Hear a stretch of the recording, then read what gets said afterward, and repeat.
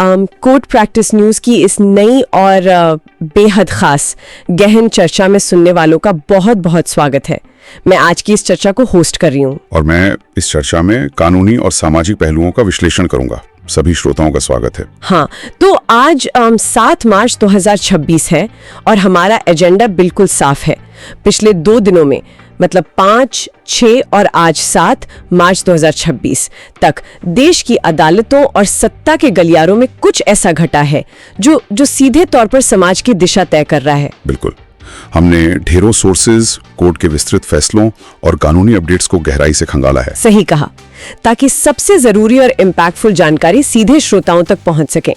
कुल 20 ऐसे अहम घटनाक्रम हैं जिन पर हम आज बात करेंगे, तो चलिए इसे समझते हैं। और जो लोग आज इस चर्चा से जुड़े हैं उनके लिए समझना दिलचस्प होगा कि ये सिर्फ अदालती आदेश या कोई सरकारी नोटिफिकेशन नहीं है। हाँ, ये उससे कहीं ज्यादा है।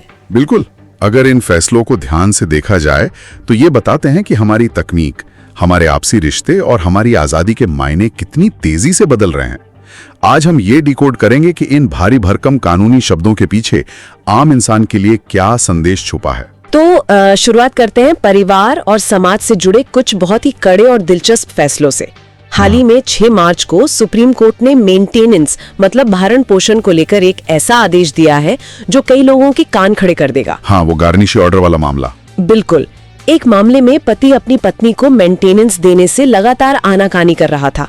सुप्रीम कोर्ट ने कोई मोहलत देने के बजाय सीधा आदेश दिया कि पति की 50,000 रुपए की सैलरी में से हर महीने 25,000 रुपए सीधे काटकर पत्नी के बैंक खाते में डाल दिए जाएं। अदालत ने सीधे एम्प्लॉयर को ये निर्देश दिया है। यहाँ जो बात सबसे ज्यादा ध्यान खींचती है वो ये है कि अदालतें अब भरण पोषण के मामलों में सख्त कदम उठाने से हिचक नहीं रही हैं। आमतौर पर लोग कानूनी लूप होल्स का फायदा उठाकर सालों तक पैसा नहीं देते।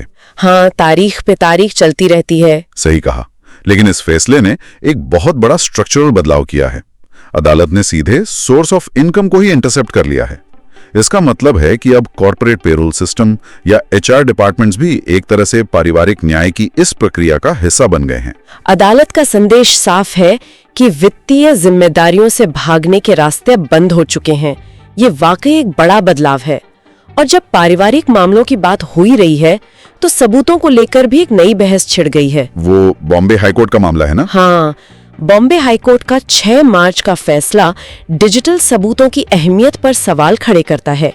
एक ट्रायल कोर्ट ने सिर्फ व्हाट्सएप चैट्स के आधार पर वैवाहिक क्रूरता या क्रुएल्टी मानकर तलाक की मंजूरी दे दी थी, लेकिन हाई कोर्ट ने इसे पलट दिया। अदालत का कहना है कि सिर्फ व्हाट्सएप मैसेज पढ़कर वैवाहिक क्रूरता साबित नहीं की जा सकती। लेकिन सोचने वाली बात यह है कि आज के दौर में जब हर बातचीत फोन पर होती है तो कोई मानसिक प्रताड़ना को कैसे साबित करे? एक बहुत ही जायज सवाल है और अदालतों के सामने इस वक्त की सबसे बड़ी चुनौती भी है। अगर हम इसे गहराई से देखें तो डिजिटल साक्ष्य बहुत ही भ्रामक हो सकते हैं। एक व्हाट्सएप चैट के स्क्रीनशॉट को बहुत ही आसानी से आउट ऑफ कॉन्टेक्स्ट या संदर्भ से बाहर पेश किया जा सकता है। मतलब कोई आधी अधूरी चैट दिखा दे। बिल्कुल, आप ये नहीं जान सकते कि उस चैट से पहले या बाद में क्या बात हुई थी या टोन क्या थी। वैवाहिक क्रूरता एक गंभीर कानूनी आधार है। हाई कोर्ट यह स्थापित कर रहा है कि डिजिटल टेक्स्ट को सपोर्टिंग एविडेंस के तौर पर तो देखा जा सकता है, लेकिन बिना किसी और ठोस सबूत के सिर्फ एक चैट हिस्ट्री किसी की शादी तोड़ने का आधार नहीं बन सकती। डिजिटल दुनिया और बदलती जीवन शैली का टकराव सिर्फ शादीशुदा जोड़ों तक सीमित नहीं है, युवा और किशोर भी इसकी चपेट में है। मद्रास हाई कोर्ट का 6 मार्च का एक फैसला इसी सामाजिक टकराव को बहुत संवेदनशीलता से सामने रखता है। वो पॉक्सो वाला मामला, ये बहुत ही गंभीर विषय है।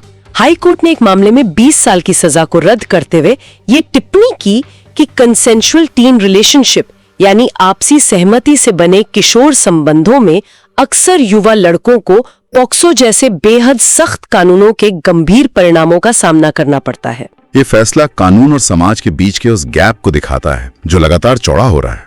देखिए, पॉक्सो एक्ट बच्चों को यौन शोषण से बचाने के लिए बनाया गया था, जो कि नितांत आवश्यक है। उसमें कोई दो राय नहीं है। लेकिन जब 2 किशोर अपनी मर्जी से संबंध बनाते हैं और फिर बात बिगड़ने पर या परिवार के दबाव में केस दर्ज होता है तो कानून अंधा हो जाता है। अदालतें अब ये महसूस कर रही हैं कि कंसेंशुअल रिश्तों को उसी सख्त चश्मे से देखना जिससे एक क्रूर अपराधी को देखा जाता है, ये न्याय नहीं है। ये न्यायपालिका की परस से विधायिका को एक तरह का इशारा है कि इस कानून में बदलती सामाजिक वास्तविकताओं के हिसाब से कुछ संतुलन लाने की जरूरत है। बिल्कुल, कानून को समाज के साथ इवॉल्व होना पड़ता है। इसी एवोल्यूशन का एक और शानदार उदाहरण 6 मार्च को छत्तीसगढ़ हाईकोर्ट से देखने को मिला है। एक एसटी समुदाय का व्यक्ति जो हिंदू रीति रिवाजों का पालन करता है, उसने आपसी सहमति से तलाक की याचिका लगाई थी। आम धारणा यह है कि हिंदू विवाह अधिनियम आदिवासी समुदायों पर लागू नहीं होता। हाँ, क्योंकि उनके अपने पारंपरिक कानून होते हैं। बिल्कुल, लेकिन कोर्ट ने उनकी याचिका स्वीकार कर ली। इस मामले में कोर्ट ने हिंदू विवाह अधिनियम की धारा 2 सबसेक्शन 2 की जो व्याख्या की है वो बहुत ही महत्वपूर्ण है। अदालत ने साफ किया कि ये धारा आदिवासी अधिकारों और उनके अपने पारंपरिक कानूनों की रक्षा करने के लिए है। ये प्रोटेक्टिव है, एक्सक्लूजनरी नहीं। इसका क्या मतलब हुआ? इसका मतलब ये है कि अगर कोई आदिवासी व्यक्ति अपनी मर्जी से हिंदू मैरिज एक्ट के तहत कानूनी प्रक्रिया अपनाना चाहे तो अदालत उसके लिए दरवाजे बंद नहीं करेगी। ये फैसला पहचान और कानूनी विकल्पों के बीच एक बहुत ही सुलझा हुआ नजरिया पेश करता है। समाज और कानूनों की इस पेचीदगी से आगे बढ़ते हुए अब जरा राज्य की नीतियों और व्यक्तिगत स्वतंत्रता की बात करते हैं। समाज को नियंत्रित करने के लिए सरकारें क्या कदम उठा रही हैं? इसका एक बड़ा उदाहरण कर्नाटक से सामने आया है। मुख्यमंत्री सिद्धरमैया के बजट भाषण वाला हिस्सा। हाँ, उन्होंने अपने बजट में 6 मार्च को घोषणा की है कि 16 साल से कम उम्र के बच्चों के लिए सोशल मीडिया के इस्तेमाल पर प्रतिबंध लगाया जाएगा। सुनने में ये बहुत अच्छा लगता है, लेकिन क्या इसे लागू करना इतना आसान है? लागू करना तो लगभग नामुमकिन के बराबर है। वैश्विक स्तर पर देखें तो अमेरिका और यूरोप में भी इस पर भारी बहस चल रही है। बच्चों के मानसिक स्वास्थ्य की चिंता बिल्कुल सही जगह पर है, लेकिन तकनीकी रूप से इसे कैसे रोकेंगे? बच्चे आसानी से VPN का इस्तेमाल कर सकते हैं या फर्जी जन्म तिथि डाल सकते हैं। बिल्कुल। इसके अलावा एक बड़ी बहस डिजिटल अधिकारों की भी है। क्या 15 साल के किशोर को इंटरनेट पर अपनी बात रखने या जानकारी हासिल करने का अधिकार नहीं है? ये नीति जमीन पर कैसे उतरेगी और कोर्ट में इसे कैसे चुनौती दी जाएगी, ये देखना काफी दिलचस्प होने वाला है। कर्नाटक से ही 6 मार्च को एक और बड़ा नीतिगत फैसला सामने आया है। वहां की सरकार ने विश्वविद्यालयों में जातिगत भेदभाव को रोकने के लिए रोहित वेमुला एक्ट लागू करने का फैसला किया है। ये उच्च शिक्षा संस्थानों के भीतर के माहौल को बदलने की एक बड़ी ढांचागत कोशिश है। ऐसे कानून बताते हैं कि सरकारें अब सिर्फ आरक्षण तक सीमित नहीं है, बल्कि शैक्षणिक संस्थानों के भीतर छात्रों को जो एक सुरक्षित माहौल मिलना चाहिए उस पर ध्यान केंद्रित कर रही हैं। ये प्रशासनिक स्तर पर जवाबदेही तय करने का एक प्रयास है। जवाबदेही और आजादी की इस बहस में एक बहुत ही अहम फैसला बॉम्बे हाई कोर्ट का भी है। SFIO यानी सीरियस फ्रॉड इन्वेस्टिगेशन ऑफिस ने एक व्यक्ति के खिलाफ लुकआउट सर्कुलर जारी किया था, जिसे कोर्ट ने 6 मार्च को रद्द कर दिया। आजकल हम देखते हैं कि जांच एजेंसियां बहुत ही आसानी से LOC जारी कर देती हैं और अदालत ने इसी प्रवृत्ति पर लगाम लगाई है।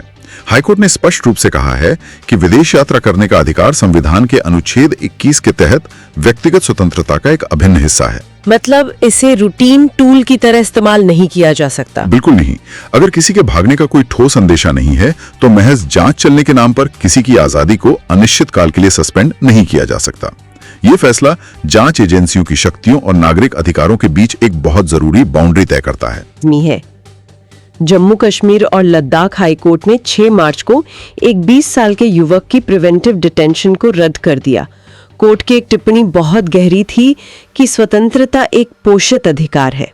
Liberty is a cherished right. Preventive detention तो एक तरह से ऐसा है कि अपराध होने से पहले ही इंसान को पकड़ लिया जाए। निवारक हिरासत राज्य का एक बहुत ही असाधारण पावर है। इसका मतलब है बिना किसी ट्रायल के किसी को जेल में डाल देना, जो कि बहुत खतरनाक हो सकता है अगर इसका गलत इस्तेमाल हो। बिल्कुल। अदालतें बार बार ये याद दिला रही हैं कि पुलिस या प्रशासन अपनी सहूलियत के लिए इस कानून का इस्तेमाल नहीं कर सकते। आजादी कोई ऐसी चीज नहीं है जिसे राज्य जब चाहे अपनी मर्जी से छीन ले। इसके लिए आधार बहुत ही मजबूत होने चाहिए। अदालतों की भूमिका सिर्फ फैसले सुनाने तक सीमित नहीं है, कभी कभी वो सिस्टम से बाहर जाकर भी न्याय सुनिश्चित करती हैं। आज 7 मार्च को रांची से एक बहुत ही सकारात्मक खबर आई। वहां के जिला विधिक सेवा प्राधिकरण यानी DLSA ने एक मूक बधिर बलात्कार पीड़िता और उसके परिवार को खुद आगे आकर मदद की। हाँ, उन्हें सरकारी योजनाओं और मुआवजे का लाभ दिलवाया। न्याय व्यवस्था की ये वो तस्वीर है जो अक्सर छिप जाती है। हाशिया पर खड़े लोगों, खासकर डिसेबल्ड सर्वाइवर्स के लिए कोर्ट रूम तक पहुंचना ही अपने आप में बहुत मुश्किल होता है। डीएलएसए जैसी संस्थाओं का ये प्रोएक्टिव रवैया दिखाता है कि न्याय सिर्फ कागजों पर नहीं, जमीन पर भी काम कर रहा है। अब जरा सिस्टम के अंदर की हलचल पर नजर डालते हैं। जब न्याय देने वाले ही अनुशासन भूल जाएं, तो क्या होता है? मध्य प्रदेश हाईकोर्ट ने 6 मार्च को एक बहुत ही असामान्य कदम उठाया। ट्रायल जज वाला मामला है ना? जी, हाईकोर्ट ने अपने ही एक ट्रायल जज के खिलाफ जांच की सिफारिश कर दी है। वजह ये थी कि ट्रायल जज ने हाई कोर्ट के आदेशों की अनदेखी की थी और जो सफाई दी वो भी हाई कोर्ट को संतोषजनक नहीं लगी। ये न्यायिक पदानुक्रम या जुडिशियल हायरार्की का एक बहुत ही जरूरी मामला है। पूरा कानूनी ढांचा इसी विश्वास पर टिका है कि निचली अदालतें उच्च अदालतों के फैसलों से बंधी हुई हैं। अगर एक ट्रायल जज ही हाई कोर्ट के आदेश को नजरअंदाज करने लगे तो पूरी व्यवस्था चरमरा जाएगी। बिल्कुल, ये कार्रवाई सिस्टम के भीतर यह साफ संदेश देती है कि जज भी जवाबदेही से ऊपर नहीं है। सिस्टम के भीतर की सुस्ती कैसे न्याय को प्रभावित करती है, इसका एक और अजीबोगरीब मामला 6 मार्च को केरल हाईकोर्ट से आया है। ये 1990 का पुराना अंडरवेयर साक्ष्य छेड़छाड़ मामला है। इसमें पूर्व मंत्री एंटनी राजू का नाम शामिल है। 36 साल पुराना मामला। जी हाँ, कोर्ट ने सुनवाई के दौरान इस बात पर जोर दिया कि इतने सालों बाद किसी व्यक्ति का इंटेंट यानी आपराधिक इरादा साबित करना कितनी टेढ़ी खीर है। ये मामला भारतीय न्याय व्यवस्था की उस धीमी गति का क्लासिक उदाहरण है जिसकी अक्सर आलोचना होती है। आप सोचकर देखिए, 3 दशक से ज्यादा का समय बीत चुका है। सबूत धुंधले पड़ चुके होंगे, गवाहों की याददाश्त कमजोर हो चुकी होगी, या शायद कुछ गवाह अब दुनिया में ही ना हो। सही कहा। ऐसे में बियॉन्ड रीजनेबल डाउट किसी का इरादा साबित करना कानूनी रूप से लगभग असंभव सा हो जाता है। ये केस एक रिमाइंडर है कि न्याय में देरी सबूतों को खत्म कर देती है। इसी बीच 6 मार्च को न्यायपालिका में कुछ अहम प्रशासनिक बदलाव भी हुए हैं। जस्टिस सुश्रुत अरविंद धर्माधिकारी ने मद्रास हाईकोर्ट के 55वें मुख्य न्यायाधीश के रूप में शपथ ली है। इसके अलावा केंद्र सरकार ने पंजाब और हरियाणा हाईकोर्ट की जस्टिस लिसा गिल का आंध्र प्रदेश हाईकोर्ट में तबादला करने की अधिसूचना भी जारी की है। ये तो रूटीन नियुक्तियां और तबादले हैं जो प्रशासन का हिस्सा हैं। बिल्कुल, लेकिन 5 मार्च की एक खबर ऐसी है जिसने न्यायपालिका की पारदर्शिता पर एक नई बहस छेड़ दी है। Campaign for judicial accountability and reforms यानी CJAR ने CJI और सुप्रीम कोर्ट के जजों की विदेश यात्राओं पर सवाल उठाए हैं, खासकर उन यात्राओं पर जो राज्य द्वारा प्रायोजित होती हैं। ये एक बहुत ही संवेदनशील लेकिन जरूरी मुद्दा है। कानून का एक बहुत ही स्थापित सिद्धांत है कि न्याय केवल होना ही नहीं चाहिए, बल्कि होते हुए दिखना भी चाहिए। जब बड़े जज सरकार के खर्चे पर विदेश दौरे करते हैं तो आम जनता के मन में शक्तियों के पृथक्करण को लेकर संदेह पैदा हो सकता है। ये किसी जज की सत्यनिष्ठा पर सवाल नहीं है, बिल्कुल नहीं, बल्कि ये न्यायपालिका जैसी आजाद संस्था की उस छवि को बचाए रखने की कोशिश है जिसमें सरकार एक सबसे बड़ी मुवक्किल होती है। संस्थागत शुचिता के लिए ऐसी बहसें लोकतंत्र में बहुत जरूरी हैं। सही कहा। अब हम आज के चर्चा के उस हिस्से में प्रवेश कर रहे हैं जहां राष्ट्रीय सुरक्षा, प्रशासन और राजनीति एक साथ मिलते हैं। 5 मार्च को सरकार ने एक बड़ा बदलाव करते हुए खान और खनिज अधिनियम में संशोधन किया है। CISF को नए अधिकार मिले हैं। जी, अब CISF को भी RPF की तरह अवैध कोयला खनन के खिलाफ सर्च और कानूनी कार्रवाई शुरू करने के सीधे अधिकार मिल गए हैं। राष्ट्रीय संसाधनों की सुरक्षा के लिए बहुत बड़ा कदम है। अवैध कोयला खनन सिर्फ कुछ लोगों द्वारा की गई चोरी नहीं है, ये एक बहुत बड़ा ऑर्गेनाइज्ड क्राइम है जो देश की अर्थव्यवस्था को खोखला कर रहा है। पहले CISF को स्थानीय पुलिस पर निर्भर रहना पड़ता था। अब डायरेक्ट पावर मिलने से वे इस कोयला माफिया के खिलाफ तुरंत एक्शन ले सकेंगे। प्रशासन और ठेकेदारों की लापरवाही का एक और गंभीर मामला 5 मार्च को दिल्ली की अदालत से सामने आया।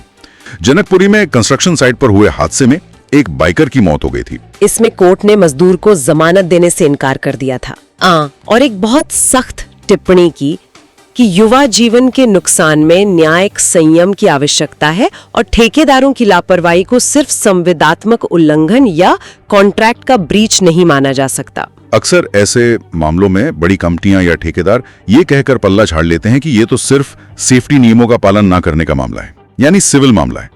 लेकिन कोर्ट ने यहाँ क्रिमिनल नेग्लिजेंस पर जोर दिया है। किसी की जान जाने को आप सिर्फ जुर्माना देकर नहीं सुलझा सकते। ये फैसला कंस्ट्रक्शन इंडस्ट्री के लिए एक बड़ी चेतावनी है। कानून के डर की बात करें तो 7 मार्च को बिहार से एक वायरल मामला सामने आया। होलिका दहन के दौरान पूर्व विधायक गोपाल मंडल का एक वीडियो सामने आया जिसमें वो हथियारों का सार्वजनिक प्रदर्शन कर रहे थे। पुलिस ने जांच शुरू कर दी है। समाज में कानून का राज स्थापित करने के लिए ये बहुत जरूरी है कि रुतबे वाले लोग भी नियमों के दायरे में रहें। हथियारों का इस तरह से प्रदर्शन आर्म्स एक्ट के तहत कड़े नियमों के अधीन आता है। सोशल मीडिया के इस दौर में अब आप कोई गैर कानूनी काम करके आसानी से छिप नहीं सकते। राजनीतिक गलियारों की बात करें तो दिल्ली विधानसभा में 6 मार्च को एक दिलचस्प घटना हुई। पूर्व मुख्यमंत्री अरविंद केजरीवाल की विशेषाधिकार समिति की सुनवाई को ब्रॉडकास्ट करने की मांग की गई थी, लेकिन विधानसभा ने इस याचिका को सीधे तौर पर खारिज कर दिया। उनका तर्क क्या था? उनका तर्क ये था कि आज तक संसदीय इतिहास में किसी भी विशेषाधिकार समिति की बैठक का सीधा प्रसारण नहीं हुआ है। इस फैसले को विधायी प्रक्रियाओं के चश्मे से देखना चाहिए। कमेटियों की बैठकों को गोपनीय रखने के पीछे एक स्थापित परंपरा है। इसका मकसद ये होता है कि सदस्य बिना मीडिया के दबाव या बिना पॉलिटिकल पोस्टिंग के खुलकर चर्चा कर सके। ब्रॉडकास्ट होने से वो राजनीतिक बयानबाजी का मंच बन जाती हैं। राजनीति के बिसात पर कुछ और अहम चालें भी चली जा रही हैं। 7 मार्च के खबर के मुताबिक बिहार के मुख्यमंत्री नीतीश कुमार के बेटे निशांत कुमार ने औपचारिक रूप से जेडीयू ज्वाइन कर ली है। वहीं दूसरी तरफ आंतरिक सुरक्षा के मोर्चे पर खबर है कि दशकों से वांटेड माओवादी नेता गणपति आत्मसमर्पण कर सकते हैं। इन दोनों खबरों को साथ देखें तो देश की राजनीति और नक्सलवाद के खिलाफ लड़ाई दोनों ही एक नए मोड़ पर खड़े दिखाई देते हैं। एक तरफ लीडरशिप की नई पीढ़ी आ रही है और दूसरी तरफ हिंसक आंदोलनों का एक तरह से रणनीतिक अंत होता दिख रहा है। गणपति का संभावित सरेंडर सुरक्षा ग्रिड के लिए एक बहुत बड़ी मनोवैज्ञानिक जीत होगी। और अब आज की 20वीं और आखिरी खबर। ये खबर 7 मार्च की है और सीधे भविष्य से जुड़ती है। टेक और लॉ के एक्सपर्ट्स का कहना है कि दुनिया अब इंफॉर्मेशन स्कार्सिटी यानी सूचनाओं की कमी के युग से निकलकर कॉग्निटिव एबंडेंस यानी संज्ञानात्मक प्रचुरता के इन्फ्लेक्शन पॉइंट पर पहुंच गई है। ये सब एआई के कारण हो रहा है। ये शायद आज की सबसे गहरी खबर है। एक वक्त था जब अदालतों में वकील सबूत जुटाने और जानकारी खोजने के लिए तरसते थे, लेकिन आज एआई ने इतना सारा डेटा पैदा कर दिया है कि असल समस्या जानकारी खोजने नहीं बल्कि उस जानकारी के पहाड़ में से सच को छांटना है। जब कोई मशीन सेकंडों में हजारों पन्नों की ड्राफ्टिंग कर सकती है या कोई फर्जी डिजिटल सबूत तैयार कर सकती है, तो जज किस पर भरोसा करेंगे? यही सबसे बड़ा सवाल है। ये डेटा की बाढ़ हमारी न्याय प्रणाली के लिए आने वाले समय की सबसे बड़ी चुनौती बनने वाली है। तो श्रोताओं, ये थी पिछले 2 दिनों की वो टॉप 20 खबरें जो सिर्फ अखबार की सुर्खियां नहीं बल्कि हमारे समाज का बदलता हुआ चेहरा है। अगर हम इन सभी बातों को एक साथ पिरोएं तो साफ दिखता है कि अदालतें अब बहुत ही जटिल दौर से गुजर रही हैं। बिल्कुल। एक तरफ वे कॉर्पोरेट पेरोल से मेंटेनेंस वसूल रही हैं, आदिवासी अधिकारों और हिंदू कानूनों के बीच संतुलन बना रही हैं, तो दूसरी तरफ डिजिटल सबूतों और एआई जैसी बिल्कुल नई समस्याओं से जूझ रही हैं। हमारा पूरा लीगल फ्रेमवर्क एक भारी बदलाव के दौर से गुजर रहा है। सही कहा। और इसी से जुड़ा एक विचार मैं सुनने वालों के लिए छोड़ना चाहूंगा। अभी हमने एआई की बाढ़ की बात की। सोचने वाली बात यह है कि जब एआई कानूनों को इतनी गहराई से समझ सकता है, जब वो हजारों पन्नों के सबूतों को चंद सेकंड में एनालाइज कर सकता है, तो क्या भविष्य में हमें इंसानी जजों की जरूरत पड़ेगी भी? ये तो बहुत ही चौंकाने वाला सवाल है। क्या ऐसा हो सकता है कि 10 या 15 साल बाद हम छोटे मोटे मामलों के लिए कोर्टरूम में इंसानों की जगह एल्गोरिदम को न्याय करते हुए देखें? क्या मशीन का न्याय इंसानी न्याय से ज्यादा निष्पक्ष होगा या उसमें संवेदनाओं की कमी हमें और डरा देगी? श्रोता इस पर जरूर विचार करें। ये वाकई रोंगटे खड़े कर देने वाला और बहुत ही प्रासंगिक विचार है। जो भी लोग हमें सुन रहे हैं, इस एल्गोरिदम वाले न्याय के भविष्य पर जरूर सोचें। इसी के साथ हम आज की इस लंबी लेकिन बेहद जरूरी चर्चा को यहीं विराम देते हैं। इस पूरी जानकारी और विश्लेषण में हमारे साथ बने रहने के लिए सुनने वालों का बहुत बहुत धन्यवाद। कोर्ट प्रैक्टिस न्यूज की अगली गहन चर्चा में हम फिर लौटेंगे कुछ नए और अहम मुद्दों के साथ। तब तक के लिए विदा।